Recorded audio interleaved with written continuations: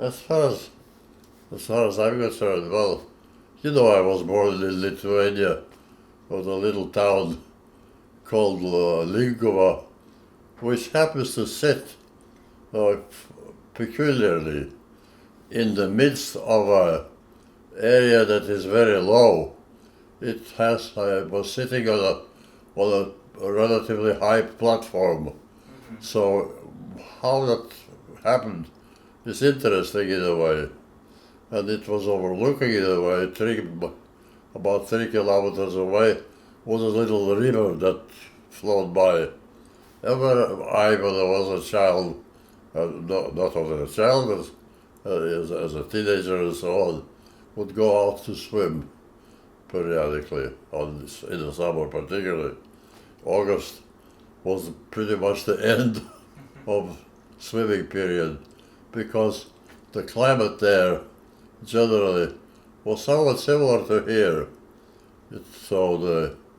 I don't know, remember now the latitudes, but the climate in general, our winter lasted almost pretty much to April or to end of March.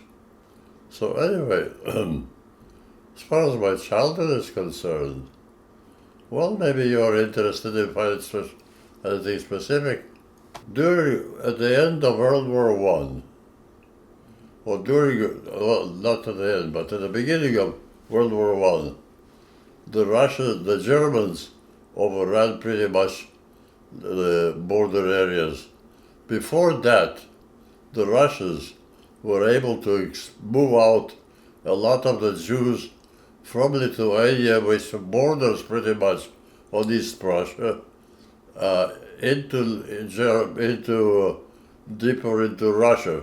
So they would not be close to the border because since Yiddish, the language, is actually a derivative of a German dialect, the Russians were suspicious that the Jews would be siding with the Germans and give information or whatever. So they moved out the Jews deeper into Russia. In one of those places, my father, who was serving during the whole World War, was demobilized and ended up in the same little town as my parents. So he met up my mother and they got married. And when they got married, when the war was ended, they moved back to Linkova. The whole family, everybody moved back. The Jews moved back to Linkova. And from then on, we lived in Linkova. Now Linkova, like many other little towns in outskirts of Russia, were settled pretty much by Jews. Primarily the centers of the town. The reason for that is that quite complicated. Because in about, I think it was the 14th century or something like that, that that area, Lithuania, Poland, who were closely allied in a way, were not yet Christianized, especially Lithuania. Poland was, but Lithuania was still mostly not Christian in about the 14th century. And the chief of Lithuania, his name was Vytautas the Great. Vytautas, in Lithuanian it was called Vytautas Didysis. Vytautas the Great. He was a great leader.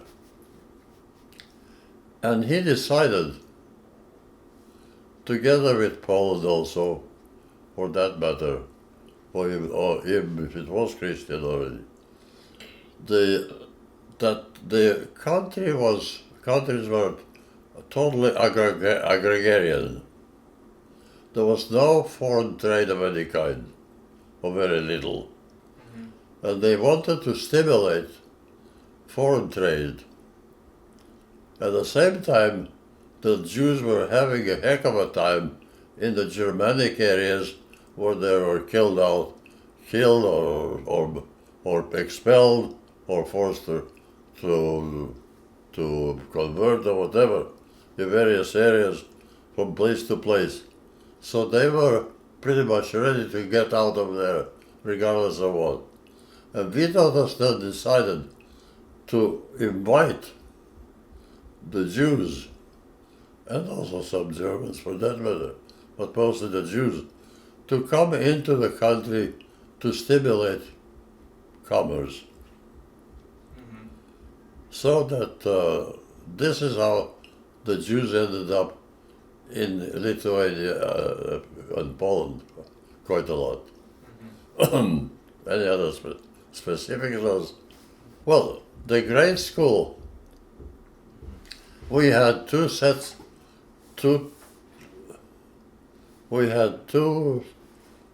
of schools in Lithuania.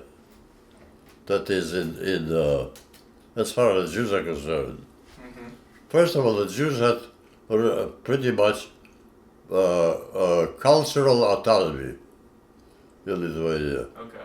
And Poland for that matter, but Lithuania, I can talk only about Lithuania more because that's where I live.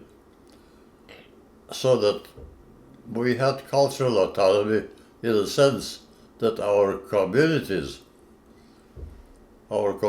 were running themselves without any particular input from the Lithuanians except for collecting taxes and so on, state government taxes and whatever. So the schools, we had two sets of schools in the primary schools in Linkuva. One was the Lithuanian school, where the children were all from Lithuania, from the Lithuanian towns and the surrounding areas. The Jewish school was a small building we had, and all the subjects were taught in Hebrew, with Yiddish input a lot. And Hebrew and Lithuanian language was taught as a separate language. So we went to school with the Jewish kids separately. And except in one case, that was an anomaly. Well, Lithuania, after World War I, when Lithuania became independent, one of our better off Jewish people, merchants, quite well off merchants, actually Leo Kahn, if you remember the name, Leo Kahn. Leo Kahn sent his daughter, his little daughter, decided to send her not to the Jewish school, but to the Lithuanian school, with the idea that since Lithuania now is a united country, we should be more integrated with the Lithuanians and therefore accept their culture more and go to their schools instead of separate schools. Well, there is among the Christians were quite a lot of blood libels all the time about Jews using blood of Christian children for matzah and stuff like that. That was always disproved, of course, but it was always there. So the kids were kidding this Jewish girl about the matzah, about the blood of the matzah. And she started fabricating a story to ingratiate themselves with the rest of the kids, saying how their parents were killing this kid and draining his blood to make the matzah. And what happened that concurrently, a Lithuanian boy was missing. They didn't know what happened to it. So it became a big investigation. And people were really scared of a big uprising that the Jews would be murdered out of the suspicion that that was really true. So anyway, it turned out to be a hoax because the missing boy showed up, and there was the girl who got so intimidated that she started backtracking again, so that he had to take her out of the Lithuanian school, put her back in the Jewish school. And that was the worst, one of the most dangerous episodes in Riga with the Jews, between the Lithuanians and the Jews. Generally, our relation was pretty good, although anti-Semitism was kind of being on the surface. Especially, it really started rising when Christianity took over Lithuania, and Poland, of course, was already Christian.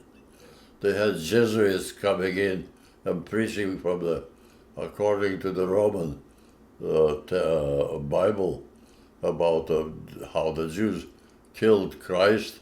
So the Jews were the Christ killers, were divine killer, deicide. They were accused of deicide. So, but generally our kids we got along well in school. I went to the Lithuania after I finished grade school, which was 4 years, from 6 to 8 to 10, and then I was accepted together with some other Lithuanian Jewish boys and girls into the Lithuanian high school, which we had, which was unique in Lingua. It was a high school in a small town.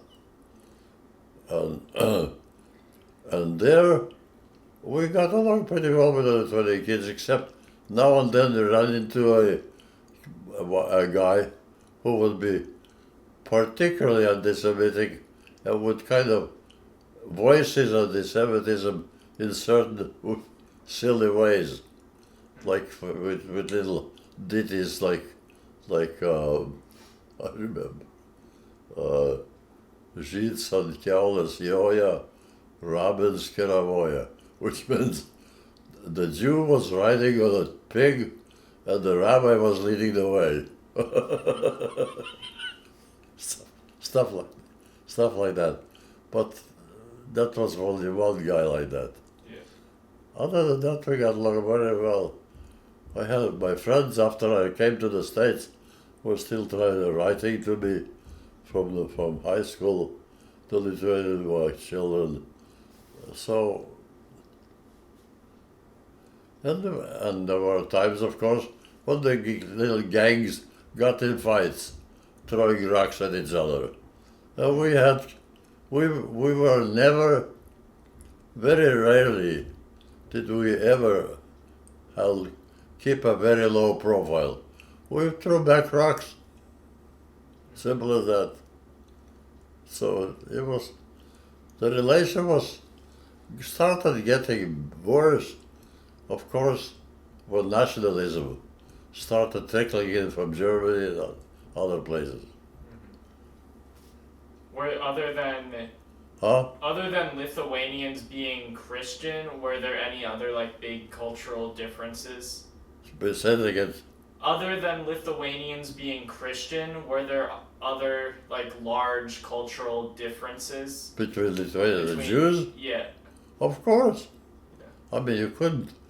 The religious differences immediately impose differences. I mean, we celebrated on Friday, the stores were closed down Friday evening, afternoon. So they were closed on Saturday. The other stores, if it was a Lithuanian store at all, they kept open. So there was a lot of differences. I had a slingshot. I would try to scare people with my slingshot, throwing little rocks. And at that time, we were stealing apples from the high school during the summer. In the late, when the apple trees were ripe with apples. Well, a couple of times we jumped over the fence and steal some apples and jumped out. And finally the dean caught on that something was wrong. And he, well, almost caught us, the dean of the school, that we were going to attend next year. So anyway, we got away with that. And other times, we take a walk many times to go swimming. And go swimming to the little river, to the Busha. That was called the name of the river. And it was there, by the way, that my father taught me how to swim. And he couldn't swim himself. But he called me, and then one day he was holding me, and I was gone already. Huh. And so, anyway, another time we go like to swim, come on the way back. We'd pass by later in the fall big fields planted with field peas, and we'd steal ourselves into the bush, lie down on the floor on the back, and just eat peas. Had a great time. Yeah. In the winter, this time of the year, I would check out. We had during the Christmas vacation was about 2 weeks in the high school, and the high school was not functioning for teaching, but we could check things out. I used to check out some pair of skis and go ski, country skiing. Well, physically? Yeah. Well, we had different types. Well, for instance, here we have a great study now, up to now, of variety of fruits and so on. In Lithuania, we had the local fruits that were there, and there was also quite a variety, but they were different. Back then, Lithuania was a kind of a simple agrarian, basically still agrarian country, and it was the people in the countryside were generally very friendly, although the Jew was kind of an oddball to them. They always used to the kids scared. They'll give them away to the gypsy of the school, stuff like that. But otherwise, you could buy fish, you could buy eggs, you could buy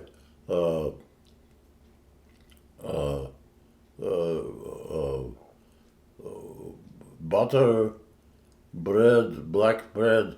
I mean, we baked our own bread, for that matter. A lot of it was a primitive type of life. The outhouse was way out of the house. I mean, it was a job to just to go to the bathroom in winter.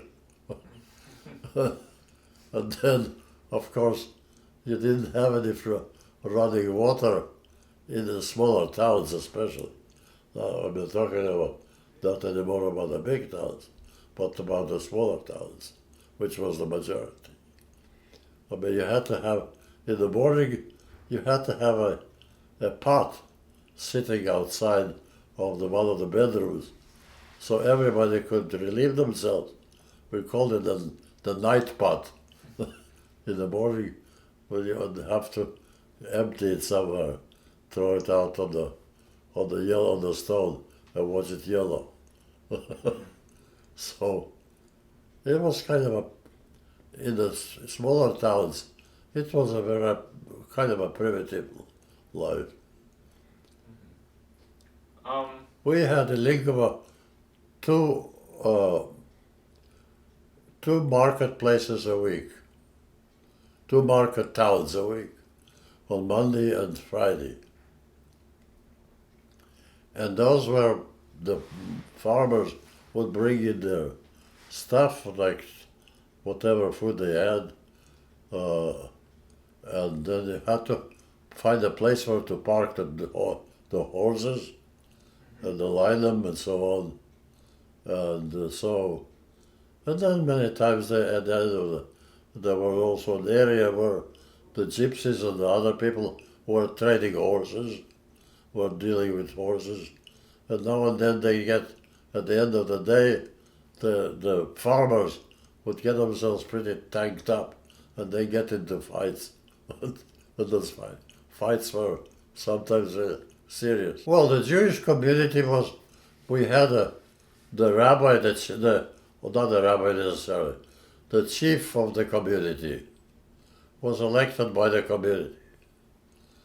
He was generally one of the better of people who had some influence and so on, with some dealing with authorities if necessary, and also could in checking the order in the community itself.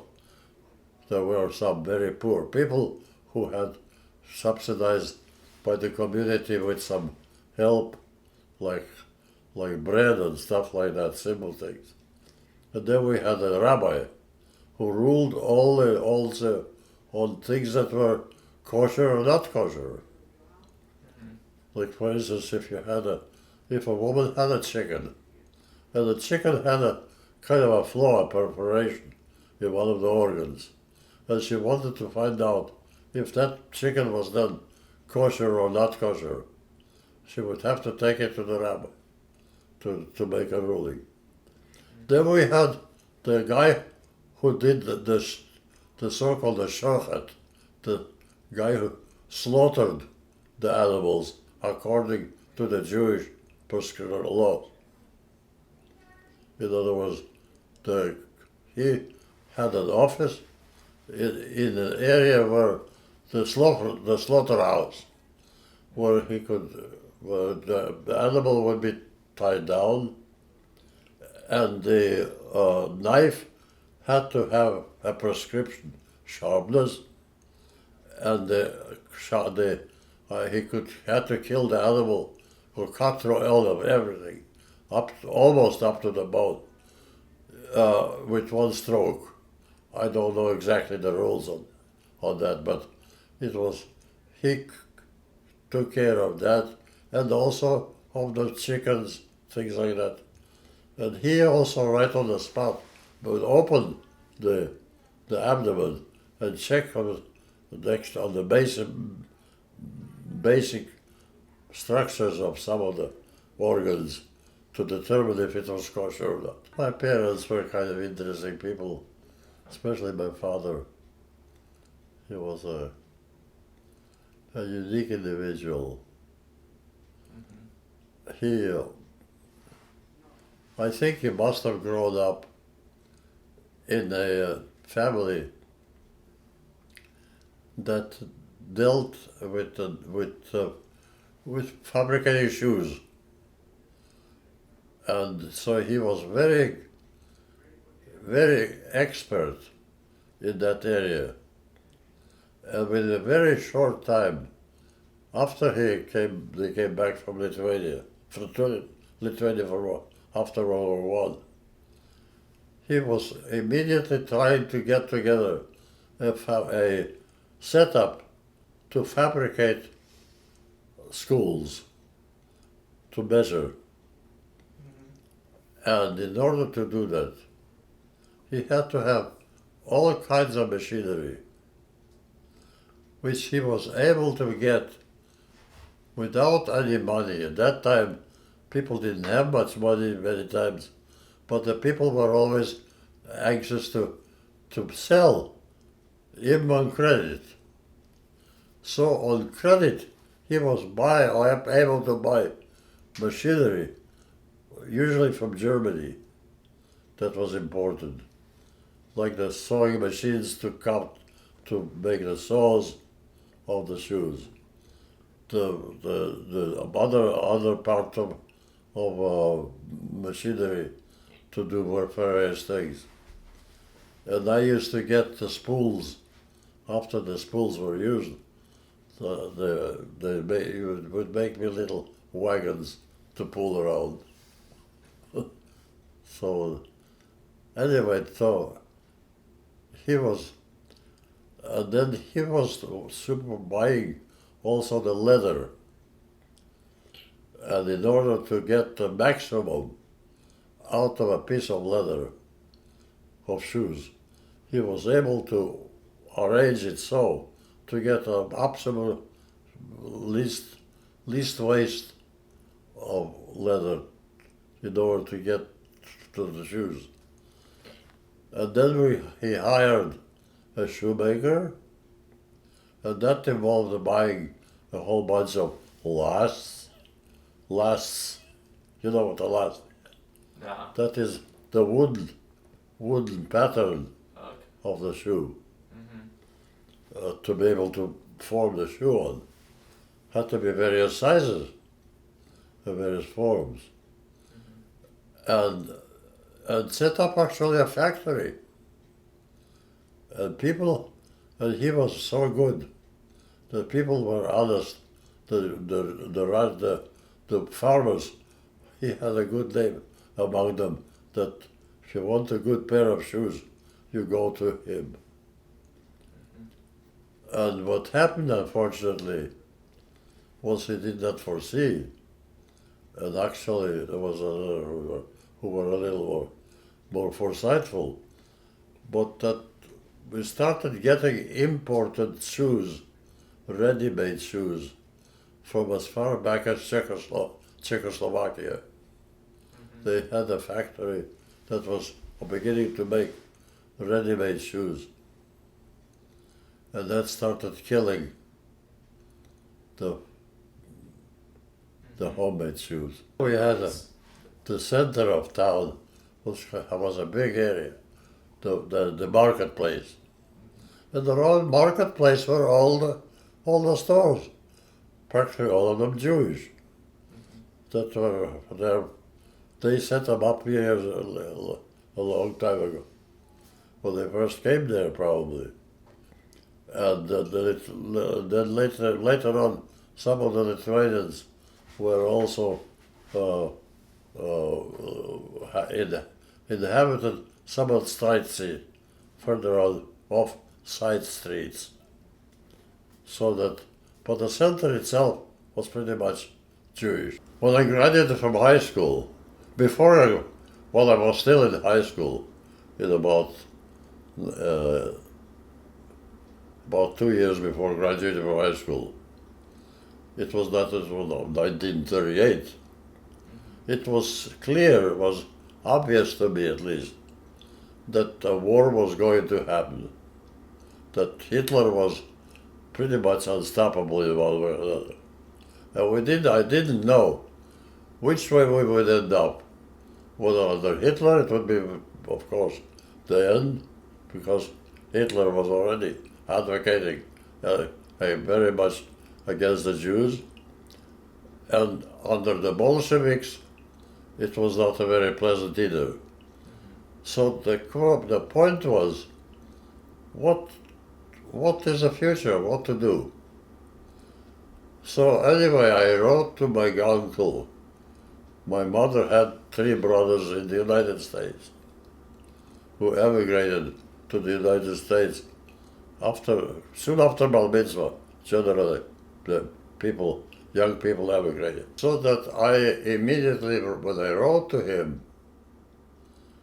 he was receptive in a way, although kind of tried to talk to me about studying agriculture, since agriculture is a Lithuanian country. Of course, it was kind of banter back and forth. And finally, he realized that the way to do it is to get me a visa to get out. Get somebody. He couldn't do it for the whole family, because it involved a lot of money and so on, and effort. There were some other complications, which I don't want to go in right now. So, so anyway, at the end of high school, I went to Lithuania to enroll in the University of Lithuania, of Kaunas, in civil engineering. Just mainly to be close to the various areas, consulates and so on, to find out, to know what's going on. So my studies were actually only a formality at the time, although I did do some studies. So anyway, while at the time there, I kept on looking for ways to get out. Finally, I was able to get the visa to the United States approved, which was quite an accomplishment thanks to my uncle's efforts. He moved, he was going to talk to senators, to this, to that.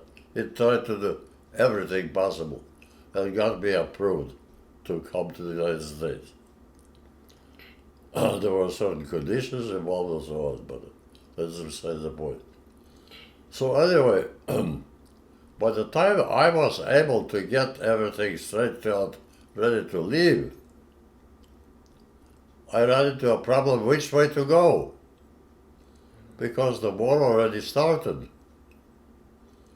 the Second World War.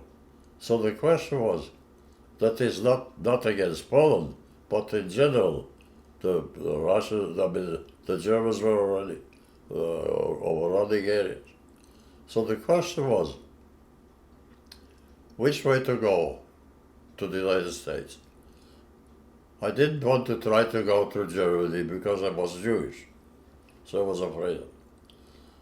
I was thought maybe to be able to go through the Far East, across Russia, Siberia, and end up in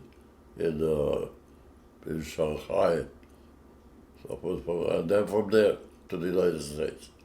Or another possible way, perhaps the northern route to Sweden and so on. Well, I went to the Russian consulate and I applied for a transit visa. And they gave me a long questionnaire inquiring about why I wanted to go, where I wanted to go. All the names of my relatives here and there. So I said, well, it's quite a long questionnaire. I'll take it with me and fill it out. Of course, I walked out of there. I didn't tap it through the window. That was a no-go.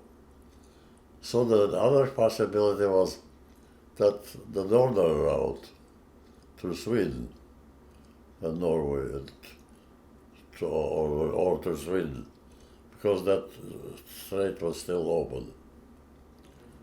So I got a transit visa to Sweden, and Norway rather, to get through. Well, anyway, I was in the Norwegian consulate while I was trying to get a transit visa, and all heck broke loose. They were talking about themselves real fast, didn't attend to anybody, and at the same time, the newspaper boy was running by and shouting, "Extra telegram, special edition." I ran out and got a special edition. And what happened was, Hitler at that time attacked Norway. Mm-hmm. So I couldn't go there. So I thought, what can I do now? So I decided to apply to Germany anyway, and go through Italy. Well, I looked at the form. We had two types of passports in Lithuania. One was the passport for living in Lithuania. And there was everything written out. Your religion, your nationality, ethnicity, everything. But the foreign passport was kind of like a French passport. Only the nationality was written down. That is your citizenship. Nothing about religion or ethnicity or anything else. So I thought, well, in that case, I'll try to apply for the German visa. Since there's nothing there to tell that I'm Jewish. My sound, my last name, sure, normally does not ring a bell, right? So I applied. Within 10 days or so, I received a transit visa to Germany. So I applied immediately to Italy and so on. And from then on, I was able to get out. And I got out, crossed the border. One day before my 20th birthday, because the 20th birthday was the limit that the Lithuanian government would allow men to leave because of possible military service obligation, which starts at 20. So I got out one day before. No, we just crossed the border went through, I think we went through Switzerland for a little piece. I'm not sure now. But ended up, we stopped over in Munich, I remember, to change stations. So I had a beer at the station. Anyway, so I got to Italy, to Genoa, the port for which the boat was supposed to go. So anyway, that's what, after I was in Italy, Mussolini, the stupid idiot, declared war on France. And once that happened, of course, it involved all the other allies. Britain was then overflowing airplanes to bombard various places in Italy, including the port where I was stationed, sitting in the hotel on the second floor, overlooking where the bombs were falling. And then some of them were overflowing to other industrial areas. So actually, that was out. And it was quite a job to be able to finally be able to get out from Italy to Spain, to Portugal. Yeah. Well, in Spain, I flew over. I finally was able to get a flight on a military plane. Since there was space, they were able to give some of the spaces to civilians for sell the place. So I flew directly to Lisbon, to Portugal. And in Portugal, they looked at it and said, well, your visa, transit visa, has expired. We can't keep you in Portugal. You have to go back. So I thought to myself, what the heck am I going to go back? I don't want to go back to Italy. So anyway, in the morning, early in the morning, they came out and looked at a couple planes and asked me, which plane did you come on? So I saw the plane that I came on, which was all the way to Italy. I figured, no, I'll take a chance on the other one. I pointed the other one, and they landed in Spain.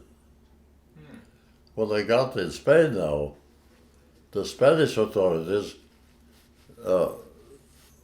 said, well, you were here in Spain already, and now you're back? What's going on? So, anyway, I was somehow released, and on the train, I was arrested because I had a Lithuanian passport and so on.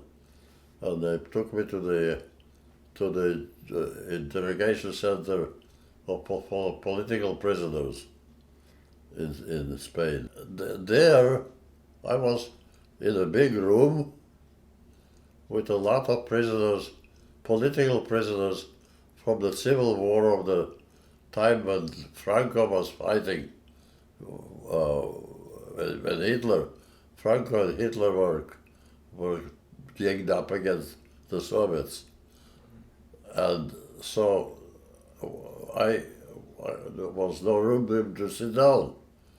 So finally I put my suitcase someplace and I said, well, this is going to be my home. I might as well try to become confident. Well, a few minutes later, the jailer comes in. Senor Civjan. Senor Civjan. It didn't, of course, at first register. But Civjan in Spanish was Civjan. It was me. He took me upstairs to the jefe de policía, the chief of the police, of the interrogating center, and asked me questions why I wanted and all. And I showed him I had my Lithuanian passport, that is the American passport. I had no interest in staying in Spain. So he released me anyway. I went to Florida. I was met at a boat by my uncle and some relatives and other relatives. And from then on I was staying in New York for a while, also attended at that time it was a world exhibition. So I attended that. The first time in my life I had a hamburger and a hot dog. At that time, a hamburger cost a nickel. I mean, a hot dog. A hamburger with onion and tomato and lettuce. I mean, it was a better hamburger than when they said that. It was 10 cents or something like that.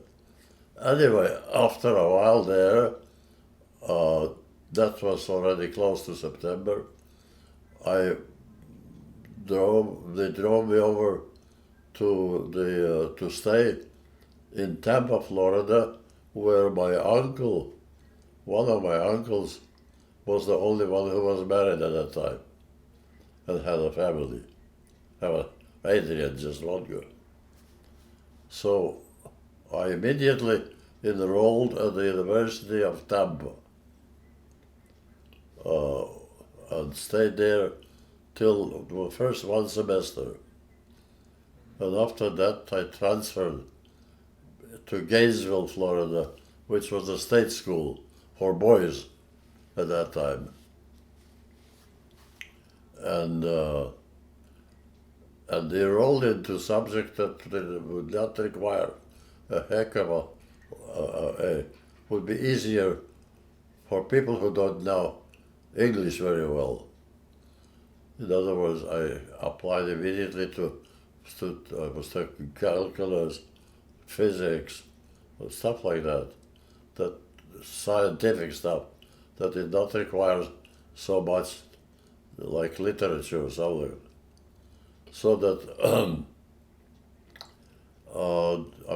after I transferred to Gainesville, I lived in the dormitories and so later on other things.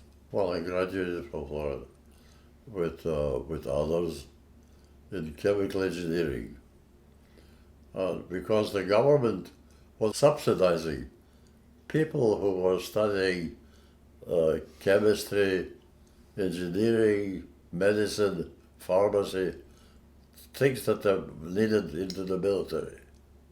So they gave extensions to study, to graduate, with the idea that after I graduate, we would join the military and whatever else. So after I graduated from there, eventually I was inducted into the military on the 7th of December. I remember that because. So anyway, and was assigned to Fort Sill, Oklahoma, in an instrument and survey battalion, that is artillery, to survey targets for the artillery.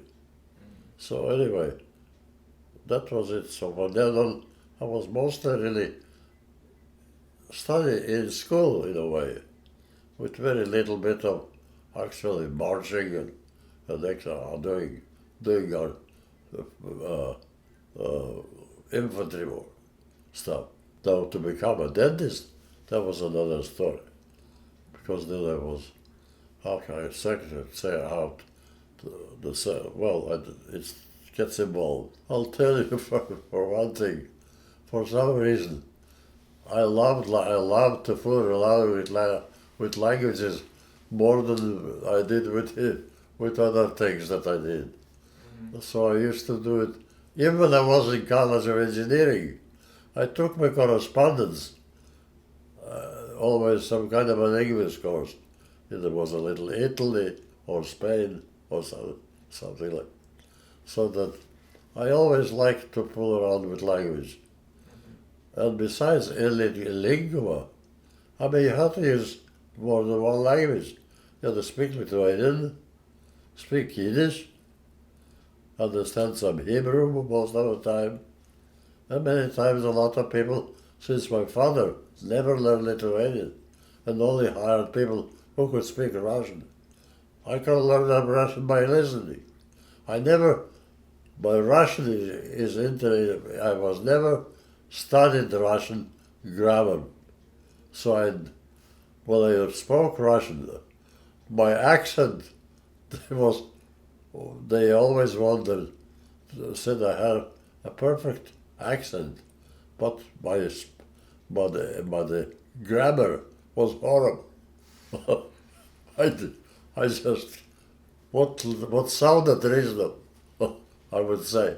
And so that it came out sounding okay, but it was wrong grammar, grammatically wrong. I went to Germany after I finished the training at Fort Sill, Oklahoma. I went to Germany, to Berlin, and that's eventually that's where I met Mom. And then later on, second time I went to Germany was to Korea. And after Korea, I went to go again to Germany as a dental officer already, and because Ralph was already staying in Germany at the time. So back and forth. Ralph was already born in Germany. Okay. Well, it was the first time in Germany after we got married. He was born, and I could watch, stood up on the chair and looked into the glass cover of the door and watched the procedure. Because it was a makeshift hospital, was in an army base, in a small army base. And Neil was born when I graduated, close to graduation from dental school. I was also fortunate that wherever I sent, the water was over. So when they sent me to Korea, I was already a dentist, and but the war was over. Mm-hmm. I was stationed actually close to the border between North Korea, and had a little clinic. I had one more dentist and an assistant. They assigned me because together with me and a number of others who were originally Europeans and spoke more than one language. They assigned us to the intelligence and counterintelligence services because of our linguistic background. So we could talk to people from various countries. So I was stationed in Germany at the time in that capacity. After Korea was assigned to Where was I assigned? I went to Korea. I went to the advanced course, officers course in San Antonio. Your dad went there too. So at one time. So were there for about half a year. And then we were assigned to California, to Fort Ord, so just south of San Francisco. The United States Army Chief of the Dental Corps established an institute for dental research in Washington, D.C. And they needed chiefs for the various departments, like materials, biochemistry, pathology, every phase was represented by a section, and they needed chiefs for each. With my background in engineering and so on, they designated me to become the chief of dental materials research. So that I was reassigned to the United States, to Washington, D.C., to study materials, dental materials, in conjunction with the National Bureau of Standards. The picture on the wall there is where I was the commander, became eventually the commander of the whole institute. After D.C., I was assigned to Germany for one tour. And then I was reassigned to Fort Leonard Wood, Missouri, also for a short tour, where I ran the clinics and some clinics. And then from then on, I was to retire from the Army. And I was retired from the Army. We bought in the meantime, to relocate. I attended a few meetings of the various deans of the dental schools, and one of the offers that I had was from Texas that looked the most appealing. So I applied for that office, got a job,